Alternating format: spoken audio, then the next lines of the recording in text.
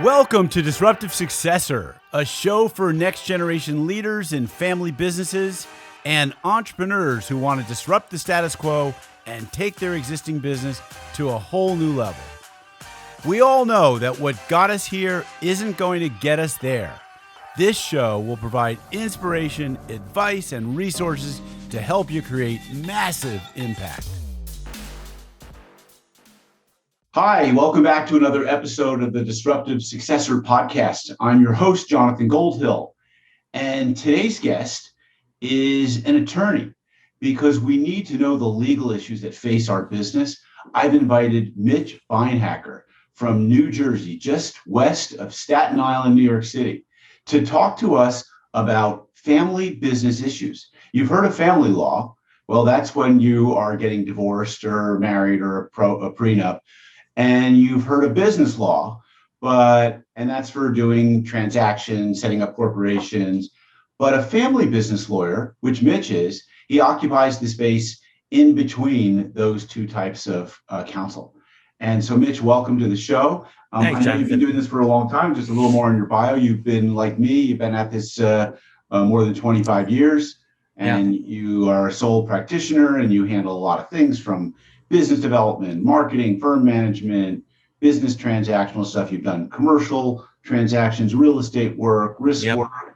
And we're going to really dive today into the issues that family businesses face. Sure. Because it's when they are least prepared that always gets them into the most problem. Yeah. Just to give you a little background, John, all of the stuff you mentioned that I do has generally, not always, but generally focused in a family business situation. So if it's a commercial transaction, if they're leasing space, they're buying a building, generally it's a family that I'm dealing with. And like you said, there's a lot of, dynamics that go with, the title of your podcast that go with dealing with a family. I have some of them going on right now, and it's difficult. It's very difficult. Yeah. And so, and that's what my book is about. I talk about, unwinding the knot, the unspoken words that exist between.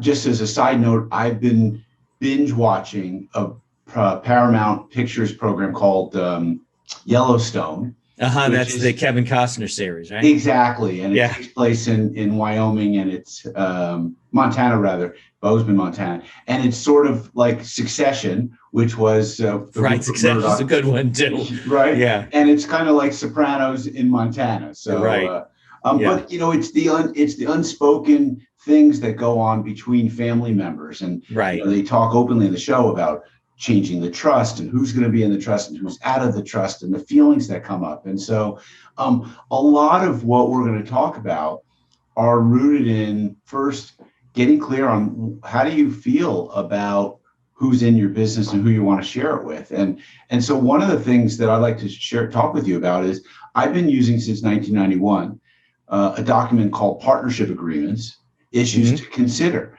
And it's a questionnaire that I give each of the owners or partners that asks them, like, what are you going to bring to the business, and what do you expect from the other partner, and what will be the key responsibilities, and that's basic business stuff. But then we get into some more like difficult things, which is, so what if one person has to contribute more financially to the business than the other, or what if one person has to put up their credit to get a line of credit or a loan. And I'm sure you've encountered this in business. And very much so. Yeah.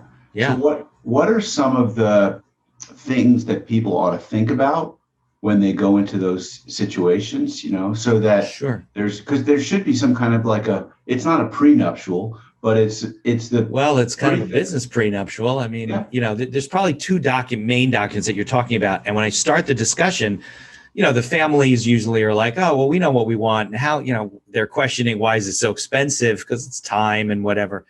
But usually when the discussion starts, things just get off the rails because they never even considered all the things that come up, why they have to consider the stuff. So you have two documents. You have an operating agreement, it's corporation bylaws, but it's an agreement that operates the business and rules and regulations under which you run the business. So if you're the president and he's the vice president and she's the treasurer, what's everybody's responsibility? That would address things like capital calls.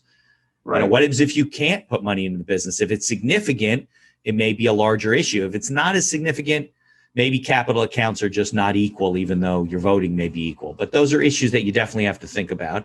And then the other part is a buy-sell. Let me just ask you about the operating agreement. So in the operating agreement, first, is this a legal document? Yeah, of course. Okay. Does it get filed somewhere? No. Contract. The only thing that gets filed are like property deeds and things like that. It doesn't get recorded anywhere. Okay. What gets recorded is their certificate of formation. Yes. Forms the entity, whether it's an LLC or corporation. Right. But the operating agreement in and of itself doesn't get recorded anywhere. And the operating agreement is good for whether it's an LLC or an S corp. Yeah, I mean, generally with corporations, they're called bylaws, but it's the same thing. Okay, great. That's why I want to be clear, because some people are like, operating agreement, what's, right, and they don't realize they have a different, right. And also another distinction is with corporations, there are certain requirements that you have to follow by law, formalities of running your corporation from a liability standpoint and things like that, so you don't become personally liable for things. An LLC, which is why it's become so popular, is a lot more flexible entity. It really is subject to the rules of the regulations that you set up, which is your operating agreement. There aren't any requirements for annual shareholder meetings and things like that, right? Short of fraud or commingling of funds and things like that. So I like LLCs, but that's why the difference between operating agreement and bylaws. Okay. The differentiation. And most family businesses that I'm aware of usually are S corps, not LLCs. Right, because they're older family businesses. We may be dealing with the second or third generation, and LLCs just haven't been around that long. Gotcha. Okay, great. Good clarification. Okay. Right. So the second thing that they need to have, the second document, buy-sell agreement. Okay. Okay. Now an operating agreement will address things like, well, if someone dies, we deal with your estate and so forth. And it may even say who takes over, but it doesn't deal with how do you deal with the family of the partner that either that wanted to leave the business. So a buy-sell agreement is going to generally address 4 major topics, right? It's going to address if you voluntarily want to leave the business, you come in one day and you tell your brother, listen, this pandemic thing's too much for me. I'm moving to Key West. I'm going to live in an RV. I'm not dealing with this anymore. Right. So that's the first issue. What happens? How do you leave the business? Do you get to leave with your value?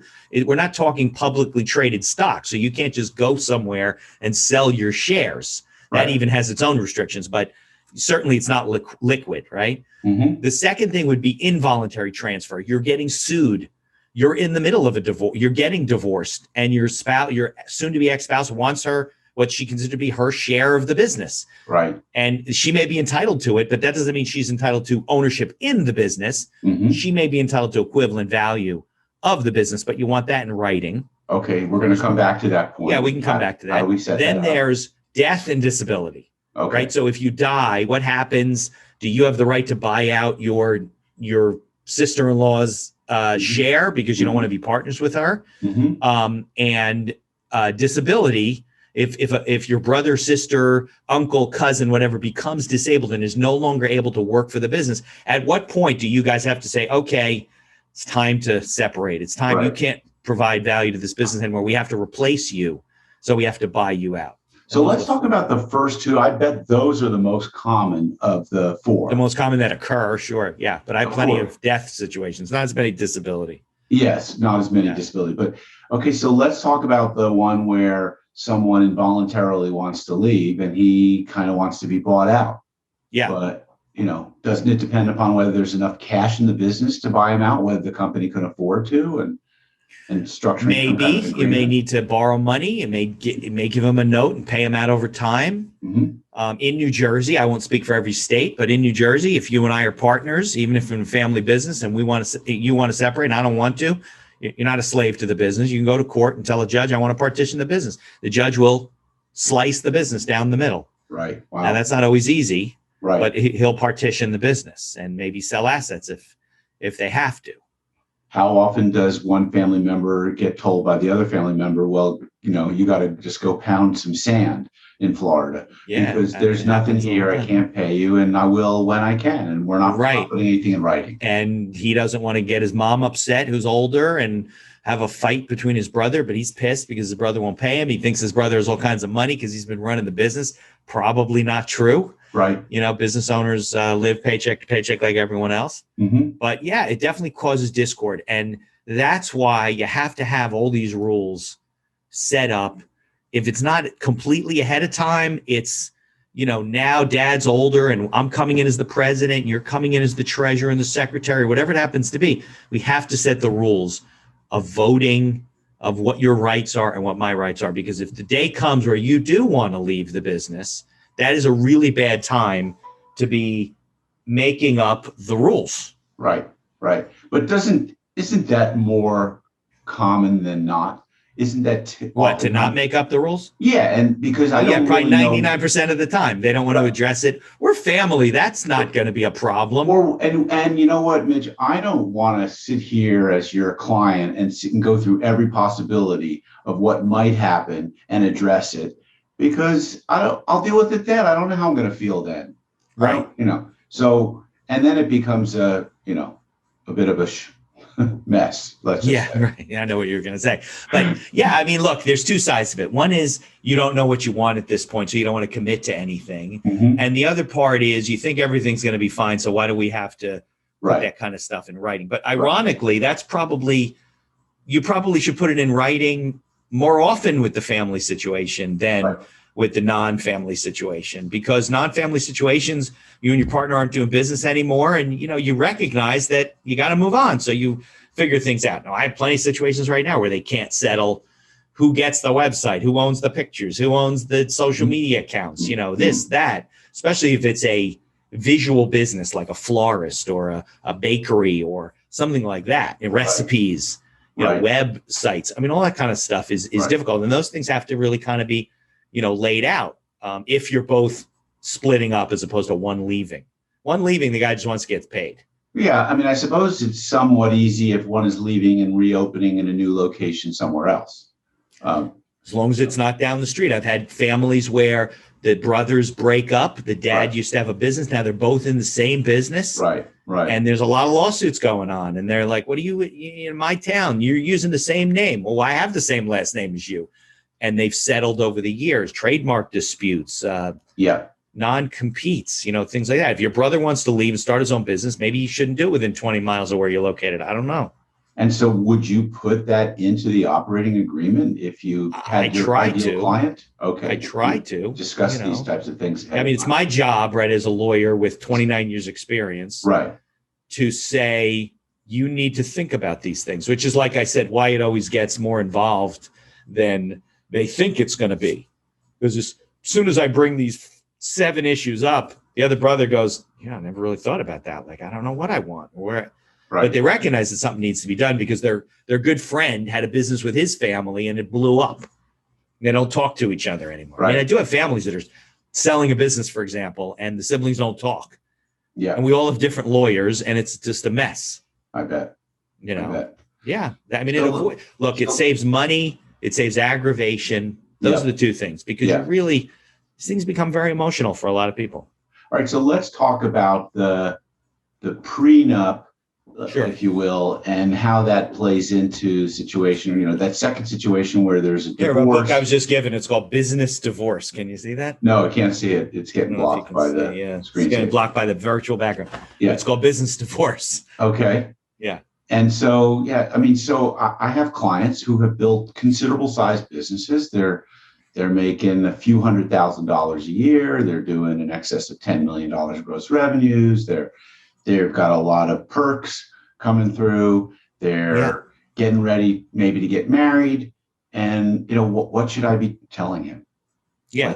What are the things that, and that should probably already have been addressed in the operating agreement. Probably, but let's assume that it hasn't. So the operating agreement is the foundational structure of the governance of the business. Right. Corporate governance. When we think of corporate governance, we're thinking of, Exxon and IBM and Amazon and, Jeff Bezos stepped down as a CEO. Right. He's not leaving the business. He's the chairman now, and he's not running the day-to-day type of stuff.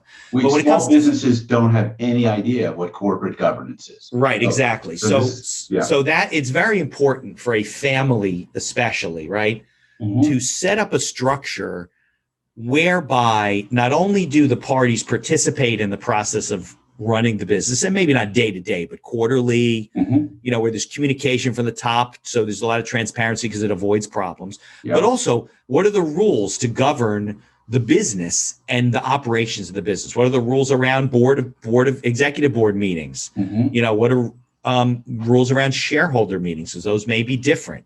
How are officers elected, and why are they, how were they appointed to their particular positions?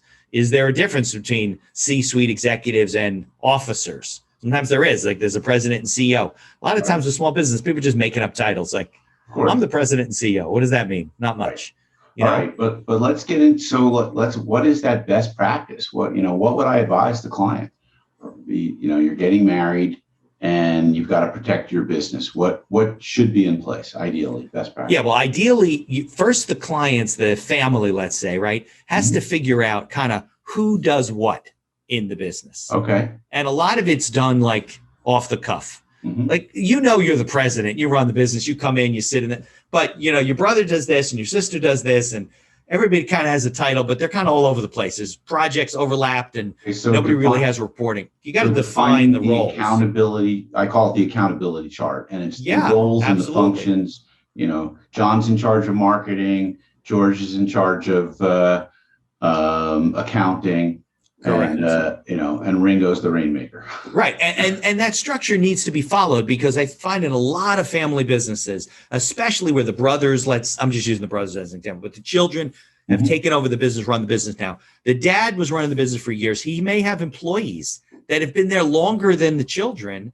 And when there's a problem, instead of, this person going to you because they report to you, they go around you to me.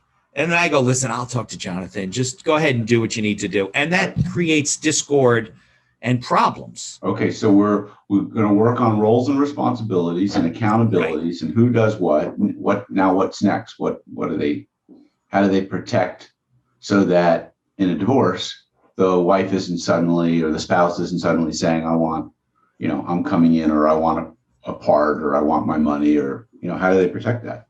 Yeah. So in a buy-sell agreement, everyone signs a contract that binds their estate or binds their person. If there's a triggering event, like they want to leave or they die, that the surviving spouse can't come back and say, show up to work on Monday. Here, I'm ready to run my division. Right. Or my husband was the president, now I'm the president. You're like, what are you talking about? Right. So you want an agreement that gives you the right to buy her shares at a set value. There'll be a valuation formula. That's another issue, right? You don't leave it to chance that you're all going to argue over what the business is worth at that time. Sure. So you have a value of the business, and it may be insured. Maybe you have life insurance, something where the company has cash now to buy out the surviving spouse. And she doesn't have the choice of staying in the business. She gets cash, and it cuts both ways. That's good for her because she's not relying on your success. Correct. And it's good for you because you're not bothered with having to deal with her on a regular basis. So you need this second document, which is this buy-sell agreement, and they very often. And then would each person, let's say there's 4 family members, would each family member have a key man or key person life insurance policy that they're paying in on? Would it be ideally? I mean, it depends on the ages of everybody. If the senior 2 guys are 60 and the other and their cousins are in their 40s, the cost of it may be difficult, but ideally you would like that. Sure. Okay. Gotcha. And you always put provisions to buy people out over time if there isn't enough insurance or the policy's lapsed or whatever happens there. But yeah. So if you didn't have an insurance instrument, could you put something in the buy-sell agreement that allows the surviving party to get purchased out over a 10-year period? Or usually what you'll do is you'll put something in there that said, okay, the buyout will be completed up to the existence of any amount of insurance up front. Right. And then any remainder balance would be paid out. It depends on the industry, the business, the age of the business. They may want to do it over 60 months. They may want to do it over 120 months. Okay. At some, maybe the prime rate of interest. Is there collateral? Is there not collateral? That type of thing. So that's all stipulated in the agreement. It's all laid out ahead of time. In the operating agreement or in the buy-sell? In the buy-sell agreement. Okay, gotcha. Right. There may even be a sample promissory note attached to the agreement. So you just go to the agreement and just execute it. Okay, why would there be a promissory note attached to it? Because you can't pay them out up front. You got to pay them out over 10 years. The promissory note would lay out interest and all that type of stuff. Okay, wow. Yeah. Lots to think about. And never too late to think about it, right, Mitch? It's never too late to think about it. It just becomes more difficult when you're in your 70s. You're probably not insuring the agreement, but I do agreements for people all the time. I also update agreements all the time. They sign these things, they get lost, they get misplaced, they get outdated. You really should be reviewing your governance structure, your legal documents, I don't know, let's say every 5 years. Yep. And then if something happens, like someone dies or gets divorced or whatever, that's also another time to kind of review things. I mean, it's not fun. As entrepreneurs, we like to be creative and build the business and business drivers, but these are details that really, really make, they lead to, families breaking up and large financial expenses and, children that don't talk to parents anymore or siblings. And these things shouldn't happen. So one of the things that I talk about in my book and that I talk to clients about is that every entrepreneur, family business owner should have a boat. And the boat is a business owner advisory team. That's good. And that positions me in a selling context to say, I'm your business coach and I'm on the value creation side of your business. Right. But you need to have an accountant, an attorney, and a wealth manager, because the wealth manager is involved in maybe taking some chips off the table and compounding the value, so diversification. Right. The accountant and the attorney are about protecting and distributing that value.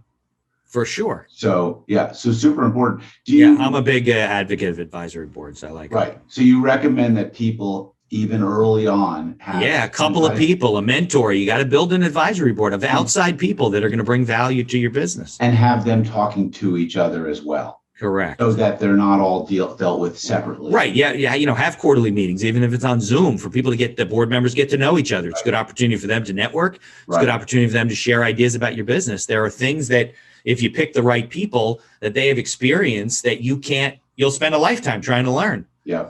You want to push that envelope, and maybe you'll get off the dime when it comes to some of these things because, my friend Jack, who's in his 70s and has gone everywhere from, McKinsey to starting up 7 or 8 companies to all kinds of things, has more experience than I do. And now, okay, you don't listen to me, listen to Jack. Jack says, yeah, you need to do this. Okay, then maybe you'll get off the dime and do it. So I'm wondering if you can share a story with protecting the confidentiality of a client.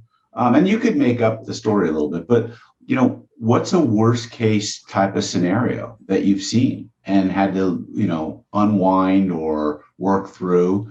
And I want this as a wake up call to people who are just, I'll deal with that later type of, attitude towards all this. Any stories come to mind that really, stories definitely come to mind. I luckily I haven't had too many bad endings. You know what I mean? There were things I got involved with and we cleaned them up, or maybe the story's still to be finished. I don't know. But I do get in situations where things are a mess. Let's say a father or mother passed away, and I was working with the senior executive, let's say one of the brothers, one of the siblings, in helping them with business planning. Mm-hmm. And then, something comes up about, we really ought to do your wills.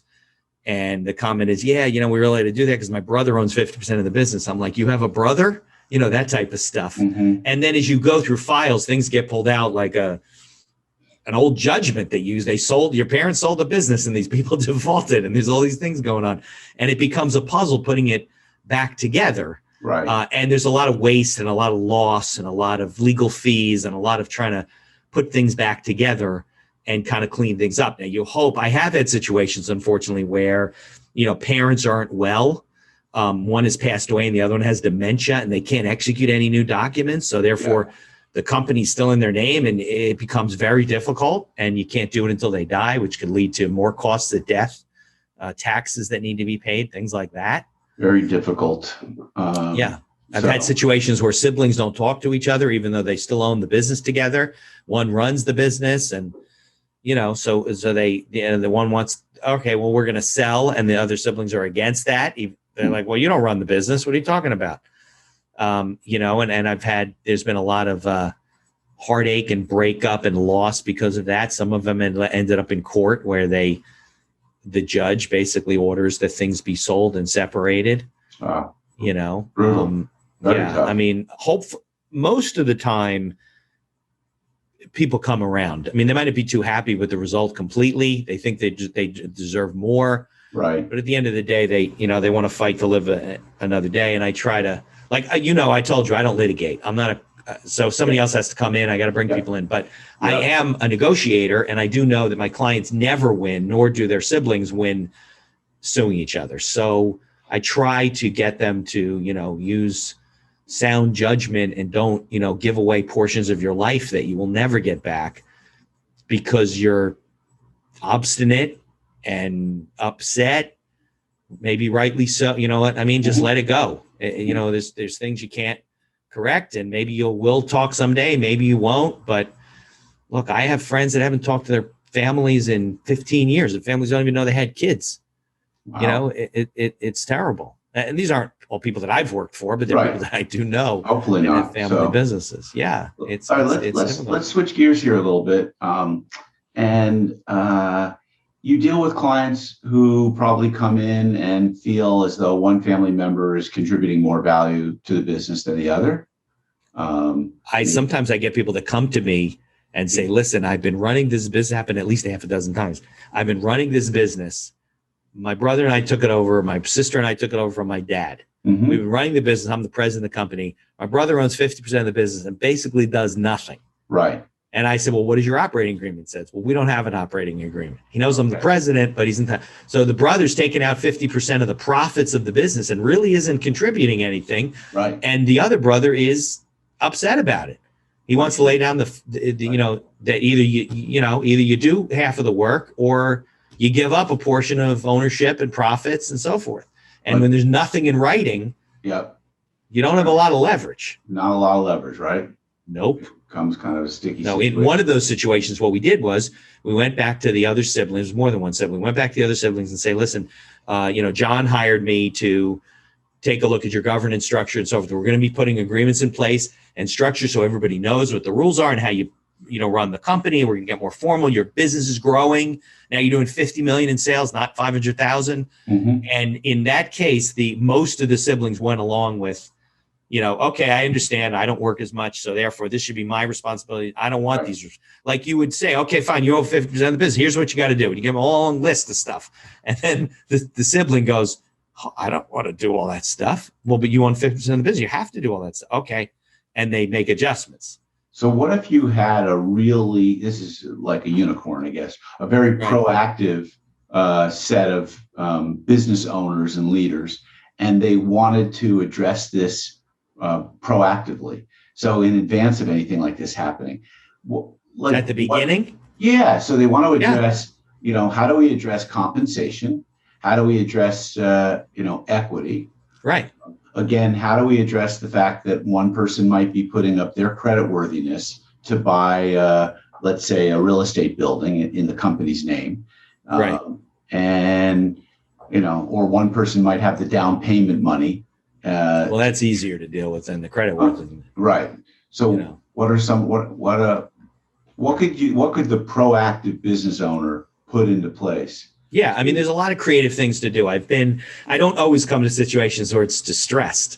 Right, of course. Sometimes the two brothers say, listen, we love our families. But a friend of ours had a problem. We want to make sure this is all done properly. So I've worked for a financial company. Two brothers owned a financial company and it was growing. And they had all kinds of different scenarios where, because there's a book of business, there's revenue, ongoing revenue in a business like that. So they had all kinds of scenarios. What happens if that happens in 5 years? What happens in 10 years? What happens if our assets under management were X or Y? And, if we become disabled, it's this type of a thing. If we die, it's this.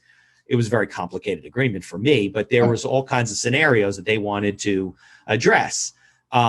There's also, if you want to make sure that, you don't run into these problems and you want it to be properly protected, you can almost draft, well, it's my job, but almost create any kind of a structure, that you want. You want it to be as flexible as it can be, but not to the point where you don't really know what the rules are. So the proactive business partners, let's call them, right?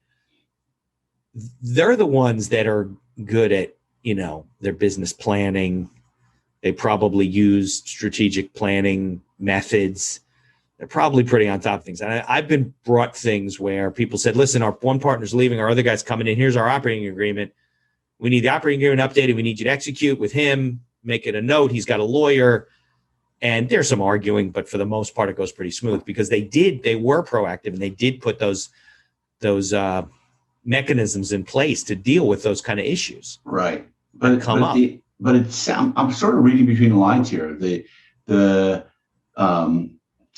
It really comes down to the reasonableness of the parties involved.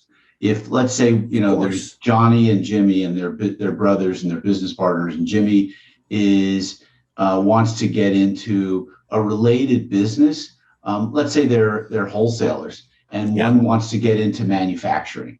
Jimmy wants to get into the manufacturing that would supply and make his company be one of the customers. But the other one doesn't want to do that. Right. And it's going to take Jimmy 40 hours a week for the next 3 to 6 months, or 20 hours. That's always the problem, right? Yeah. And now those kind of things normally get addressed in an operating agreement. Are you allowed to be in a competing business? You are, as long as it doesn't take away from your duties and responsibilities of this business. Or you're allowed to be in other businesses as long as it doesn't compete with this business unless otherwise agreed to by the parties. That's definitely a important area. Okay. Because you think you're putting all your time, you're slave to the business and things are going well, but you're only getting 50% of what's going on, and your brother Jerry is out starting other companies and spending all his time doing that. Well, what if he says, look, it's not the time, it's the value that I bring to the business, right? I mean, I think about the business all the time because I'm all about business. I think about it on the weekends, evenings. I don't put a lot of time in, but the things that I think about and what I say and what happens as a result, my contribution is that much greater. And I know I have 3, assistants that kind of support me, and they execute or implement, they integrate my ideas, but I'm getting stuff done. I don't have to put a lot of time in. Right.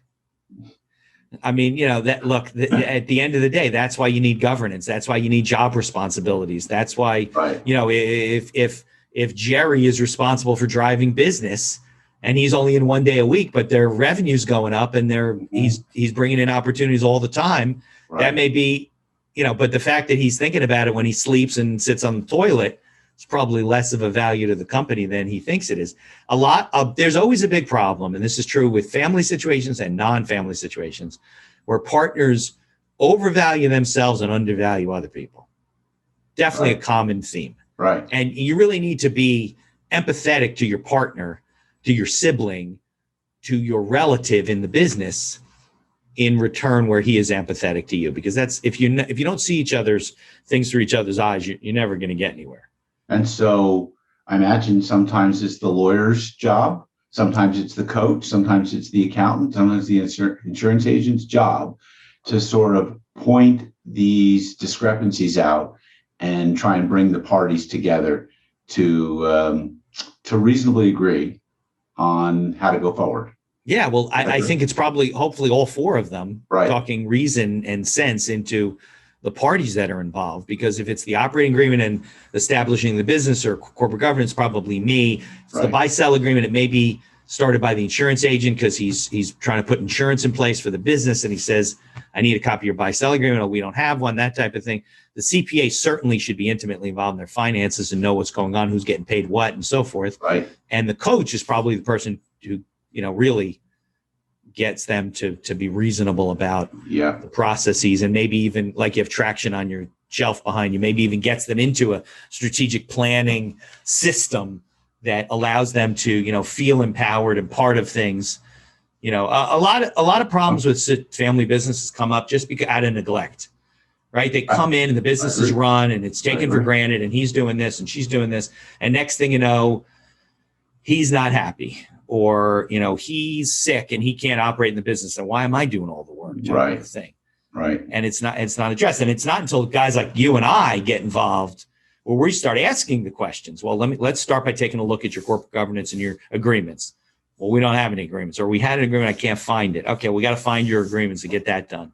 Are your wills coordinated with your business planning? Oh, we don't have any wills. Though you said you had 6 kids. Yeah, we don't have any wills. So you got to start putting all these pieces in place. And as you're doing it, it's like peeling an onion back to figure out all the things that, frankly, look, people walk around and they're happy and they're making money and they're driving nice cars and they're getting money out of their business. They don't want to think about bad things that happen for the business. There's a lot of people that feel when it comes to, what's the word? Vibrational energy and the power of positive thinking. Yeah. If I think about bad things will happen. Right. No one wants to address their mortality. And right. Correct. But when you can face your mortality, or you can face the fact that these other things do come up, then you can really, I think, probably have a better chance at solving them, because I think a lot of this has to be proactive. And for sure, you're referencing like a strategic planning system like Traction, which is the Entrepreneurial Operating System program. I mean, there ought to be a default agenda for corporate governance meetings that is a standard agenda that you'd come in that at least surfaces these issues. Obviously, one of the default agenda items would be, what are the issues? What are the hot topics that we need to discuss? Right. But there ought to be a check-in on some of the other things. I don't know. Maybe there should be a check-in on, are there any conflicts of interest? Pending, past, present. Are there any lawsuits pending? And this could be from employees. I've seen recently, a wage and hour dispute where the employee went to a law firm that tried to create an entire class of all the employees based on wage and hour. I'm sure you've seen. That's a big payday. Big payday, right? And, are there anything personally that's going on financially? Has anyone bought a house or encumbered themselves? Or, what's the status of our insurance policy? There should be some kind of default agenda where we tick off some items on yes, it's current, it's up to date, it's been reviewed. And then let's get into hot topics or issues around conflicts. Maybe it's health issues, maybe facing someone who's, is sick, and the health is getting worse. Maybe they have cancer, and, what do we need to review? So right. Have you seen any of those types of things, like a standard? Yeah, look, if a company is actually following, unfortunately, I don't find a lot of family businesses that have like shareholder meetings. Right. They should. Right. But they don't. Now, if you're what was the one we were talking about? The Von Trapp family. Yes. The Trapp family lives have 100 members, and they might. But if it's just a small family business, they're doing even 50 million. I know a small family business, they do 100 million in revenue. They only make $3 or $4 million in profit. Wow. 6, 7 million, right? But it's a big business. But I don't think they have, to my knowledge, regular meetings. But yeah, are they multi-generational? That one was. And they're not having any kind of regular corporate governance meetings? Well, maybe they are now. It was through an old firm I had with a partner, and they had come to him with the problem of, hey, I'm doing more than this guy, and he owns 50% type of a thing. So I don't know whatever came of it. But you would recommend that any firm of that size probably has a quarterly meeting.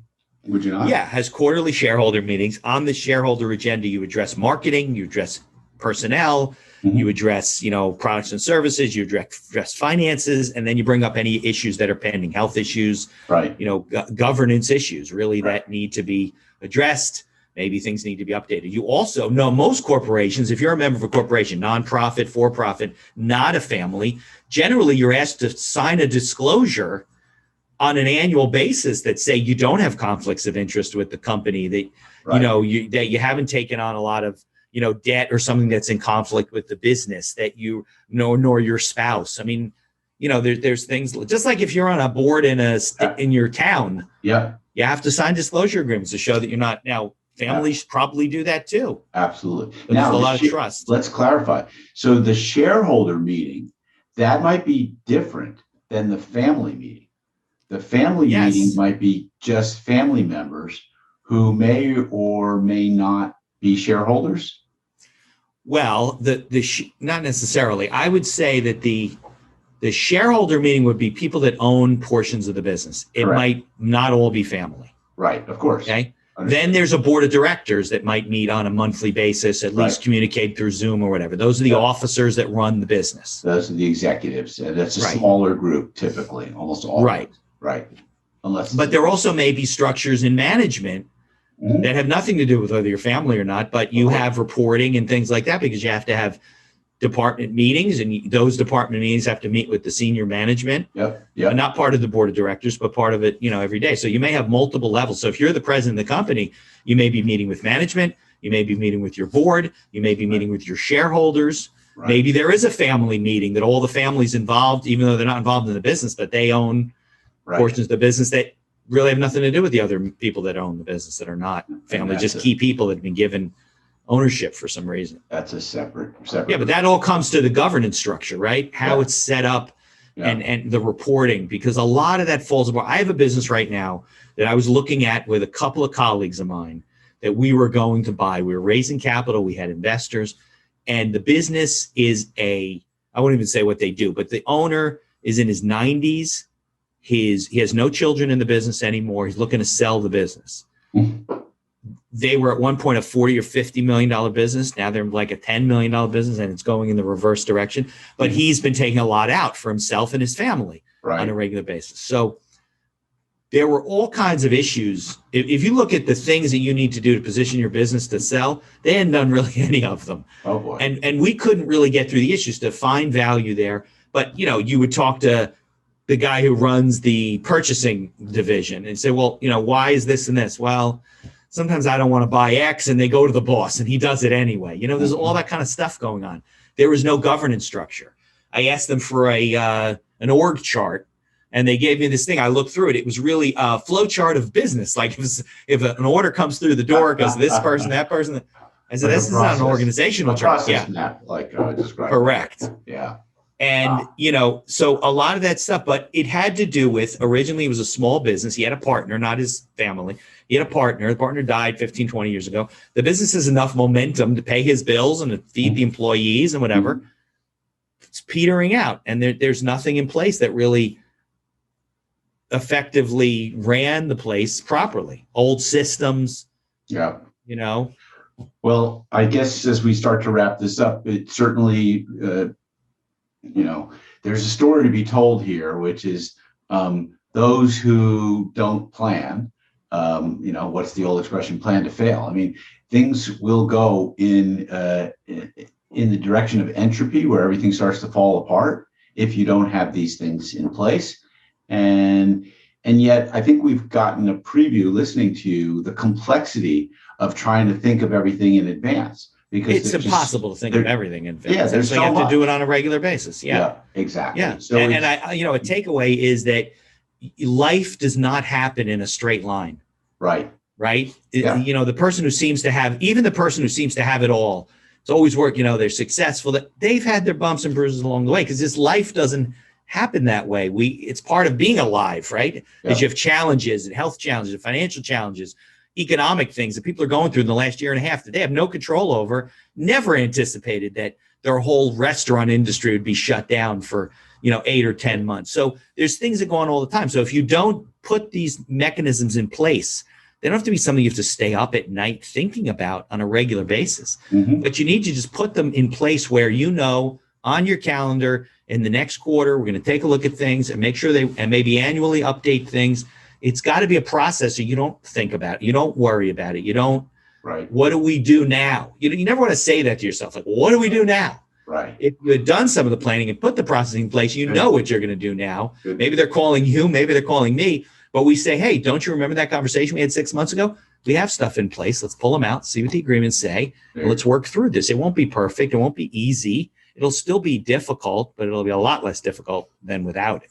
There you go. All right, Mitch, closing up, you have a podcast, I understand. I do have a podcast. The Accidental Entrepreneur. Yes, I do, because a lot of people do things by accident, unfortunately. Yes, exactly. Like Michael Gerber said, it was a small business by default, but not by design. Give us the elevator pitch on the accidental entrepreneur. Sorry. Yeah, that's actually what made me think of it. That old movie with William Hurt. I interview business owners, some of them family businesses, some of them not, entrepreneurs, some authors, social media influencers around the world to really share their ideas, their experiences, their failures, their successes, to help other people to get a hold of their business, for people to say, oh, wow, if he can do it, I can do it, or that's a good idea. And, I'm always welcome to talk to people. If they want to follow up and meet guests that have been on the show, let me know. That's really just like your show, it's the goal is to just hopefully get people to not do things by accident, to do things by some intention. Fantastic. Well, I hope that those listening today got some takeaways, got some thought. We provoked some thought. I hope so. Your contact information will be available on the website. But give it to us real quick if people want to get a hold of you. Yeah, the website's beinhakerlaw.com. Right. You can find me pretty much anywhere on LinkedIn and Facebook and all the social media platforms. Super. The Accidental Entrepreneur is available on most podcast directories. Doesn't have his own website, but I think it will by the end of this year. But it also has a LinkedIn account, and a Facebook account. I'm always looking to interact. If you want to get in touch with me, I'm always available. Free consultations, whatever you want to do. And you can always contact me to get a hold of Mitch, but it'll be on the website. So this is a wrap. If you enjoyed this, please share it with others. If you think it can be of value, please implement some of the ideas into your business. And if you have questions, give one of us a call.